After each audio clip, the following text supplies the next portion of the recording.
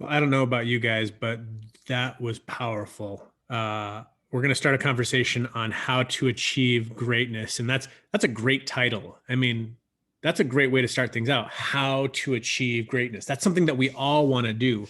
So, Tay, what did you get written down from all of this amazingness? And hopefully, you don't cover the two things that I have starred because I really want to share these.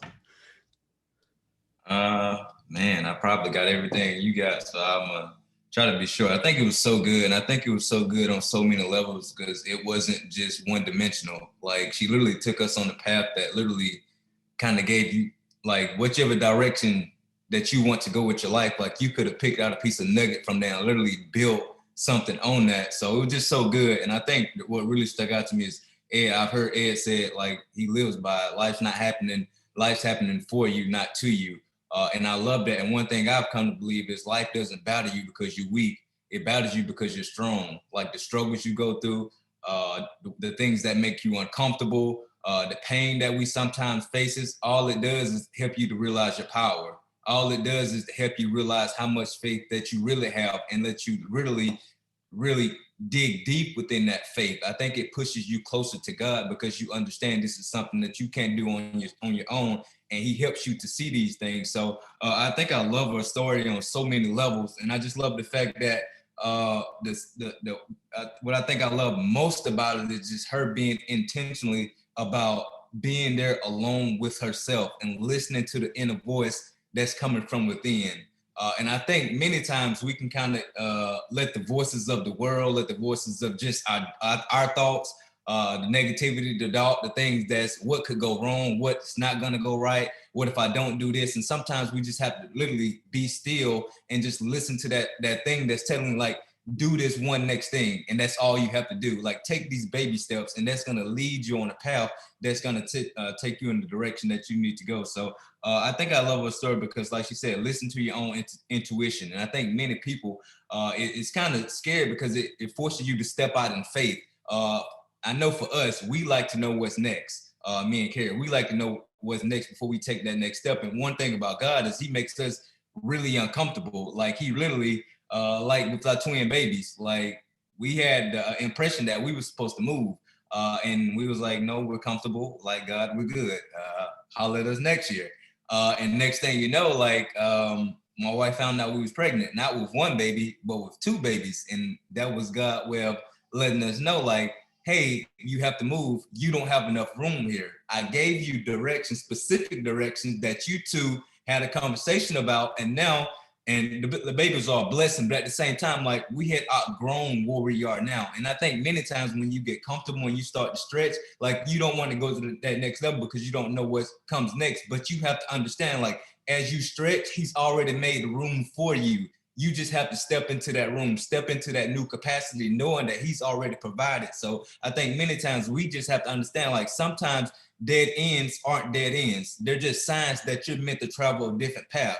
They're just signs that you're meant to meet some new people that's going to allow you to be reveal some new things about you that you don't know yet. And part of doing that is stepping into that new atmosphere, that new place where you're supposed to go. So, and just I'll share two more things. And I love that she talked about the second, when she was talking about giving the massage the day that she found out that things were starting to go wrong with her. And she said, I was doing the massage and I felt like this guy was literally sucking the energy out of me. And I love that because we can be in situations, we can have people around us that we don't have to be doing something like a massage. Like I go to a massage and I know like I'm literally sucking the life out of a lady because I'm just like, I'm the person that they don't, I'm like, give me the elbow, the knee, and everything else you got. Like I'm that type of person. But like we can be surrounded by those people and not know it. And I was reading one of my devotionals probably a couple of weeks back. I had to go in my notes to get it. He said there's two types of people, very draining people and very refreshing people. Like she was a refreshing person and she was also helping a draining person. And what I love about that is many times we have to help those people. Like we have to carry things for them so they can get it within themselves. And we, as a very refreshing person, she literally refilled that person in energy tank, emotionally, physically, and probably relationally. And because she had to do that, she also had to take on some of the things that he gave to her. And what that brought my attention to is like sometimes as us leaders, people watching the Zoom, because people on this Zoom, you're leaders because you took time to do something that a lot of people didn't take time to do. And what I'm trying to say is like, you have to take time to pour into yourself. Like you have to take time to make room and create space for yourself so that you can continue to refill your tank and so that you can be a very refreshing person for other people. So that was just a reminder to me, like self-care means that you matter too, that you matter in every area of your life so that you can go out and help continue to fill other people's cup. And just the last thing I'll share with you guys, and I love this, and she talked about like, she said, what if I was writing a book about her life and she would author, what would her story say? And I love that. And it was just reminded me, I wrote it, I had to go back in my notes, and it said, at any moment, you can decide this is not how my story is going to end. So like you have to look at your situation today. And like, if you don't like where you're at currently, understand like you have the power to change that. And all you have to do is do the next right thing, take the next right step. And I think as you do that, it's going to lead you on a new path, lead you on a new journey to really, like she said, reimagine the possibilities for yourself. That means you have to have that self-awareness to actually sit down and understand, like, what do I want? And literally plan out the things that you want. And the last thing that I want to share is what Ed said, like, never discount yourself. I keep saying the last thing, but I really mean it. He said, never discount yourself. And I think that's what many people struggle. They don't think they're worthy of the things that they're going after. And I think many times you have to believe that God wants the best for you. And you have to believe that about yourself, that you are that you deserve the best. So I think many times, like, you have to understand, you have to believe in the validity of your story. And you have to understand, like, your story may not change a million people's lives right now, but if you can just touch that one person, you have to understand the compound effect. Like that person is going to tell somebody, that person is going to share it with somebody else. And because you didn't specifically talk to the other person, that person did it on your behalf. And that's how your story is going to kind of snowball. So just believe that you matter, believe that you're worthy, and just continue to share your story. I love what she talked about, story time. Continue to share your story, continue to inspire other people. And as you do so, it's going to compound into future success, or it's going to continue to allow you to impact people in ways that you probably couldn't imagine. So I think it was just so good on so many levels. And just like you said, emotionally, it was kind of hard to watch because you literally, I didn't want to take notes because I'm like, I'm trying not to cry because I don't want to get on here with tears. So just so many goods, and her story is just so inspirational. I think we can just learn so much from her, and like the power that you have to really just to decide that this is not how your life is going to end, and then start taking those steps into the direction that you want it to go. Yeah, it's so awesome. Guys, if you aren't following go follow Amy Purdy. I mean, like you said, all the places that you can follow, because you'll not only be inspired, you will be filled up. Because like Tay was saying, there are people that pour out and there's people that, fill up. She's one of the people that constantly pours out, which is amazing. So make sure that you're getting filled up with the amazing things that she has to share. So the thing that I love about this, she first starts out with talking about you have to reinvent yourself. You have to reimagine yourself. And the easiest way to do that is to get quiet and listen. She said, God speaks loudly, but some of the most important things that God spoke to her, he spoke to her in whispers. So are you getting quiet enough to listen to the whispers? And then what God's telling you to do, are you receptive to that voice? Kind of like Tay said, him and Carrie heard God saying, hey, you need to move. You need to pick up and go. They didn't have an understanding of why. Pretty sure now that they've got twins coming, they understand. So it's one of those things that when you're receptive to listening and hearing, you may not always understand on the front end. On the back end, you'll always understand. We're going to always continue to go through challenges. That's the thing. She said, we think we go through challenges and then it's done. It's like, yay, I got to diamond. No more challenges. Guys, when you level up, the boss is always bigger on the next level. Double diamond. You're going to have diamond and double diamond challenges. You're going to get to triple. You're going to have triple diamond challenges.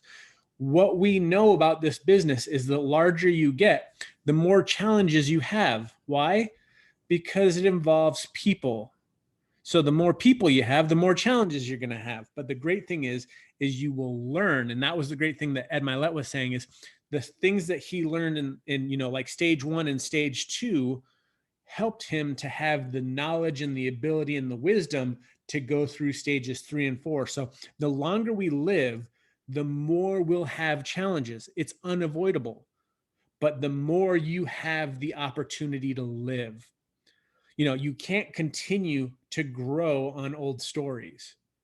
if you're just telling the same story over again, if you're still talking about the glory days of football, Tay, when you were in like middle school, you would not have progressed to where you are today.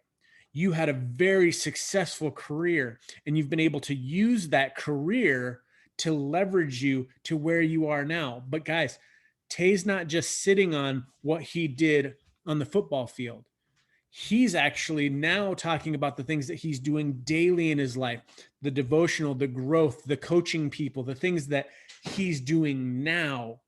He's using that era as a footnote to show how he got to where he is now, but he's not pointing to that as the only reason for what he's doing now. So you can't continue to grow if you're stuck on old stories.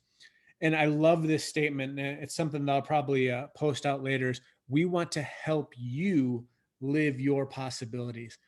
Guys, we can't stress that enough when we join on here and on these podcasts and on the replays of how much we desire for you to tap into the greatness God has put inside of you. If we could just help you visualize yourself the way that we see you and the way that God sees you, you would be doing amazing things.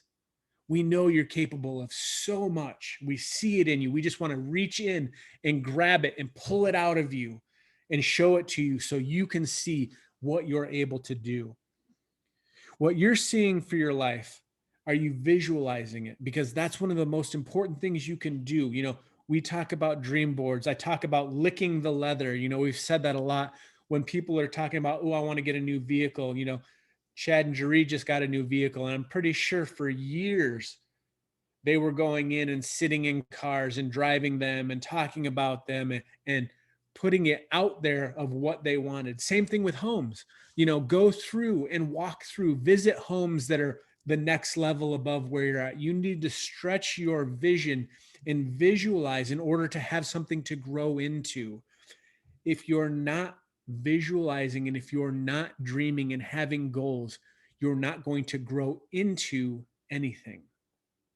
You're going to stay right where you're at.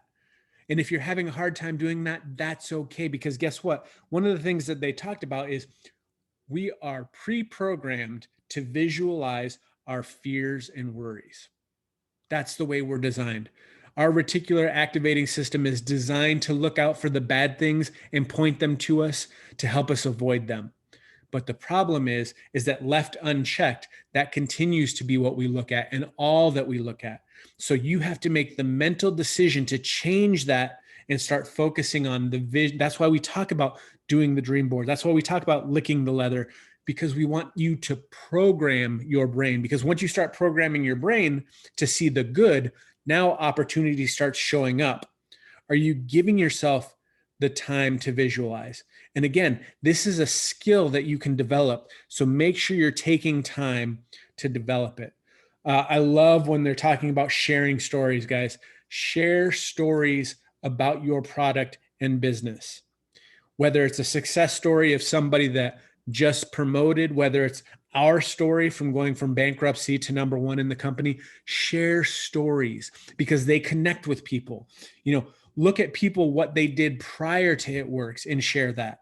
Because you don't know if a story about a teacher is going to connect with another teacher, a story about a dentist or a massage therapist or a stay-at-home mom. You know, we don't know what story that is that's going to connect with that next person that you're going to talk to. But just constantly sharing about product, sell, that doesn't always work long-term. If you're sharing a story of why the product has helped somebody, you know, the before and after is great, but if you know the story behind that before and after, it will connect with somebody on a completely different level. So share stories. And if you don't have your own story yet, share the ones of people around you. But that doesn't excuse you from creating your own. Guys, we want you to have your own story. God put you on this planet for a reason. You have a story to tell, and that story is important because that story is going to touch and change somebody else's life. And then finally, the two things that I had starred that I was so glad Tay skipped over was, you know, the past is an era. with things that were only available for that time and season. So stop talking about it like it's the reason why things aren't working today. Guys, that was mind-blowing to me. You know, when you talk about, I always love this because of the fact that we always talk about the guys that are stuck in high school and high school football glory days. They're stuck in those glory days, and they're talking about, well, if this would have happened differently, if this would have happened differently, if this wouldn't happen differently. That goes back to Trevor Moawad talking about neutral thinking. Well, if those things would have happened, things would have turned out differently. But the reality is those things didn't happen. So what are you going to do with today? So what I wrote down as I was listening to them talk about this, I said, stop looking at what was there before and start focusing on the reality of where you are, and then transition to the opportunity of the future you can create with what you have been given today. Because the era of what you had is gone.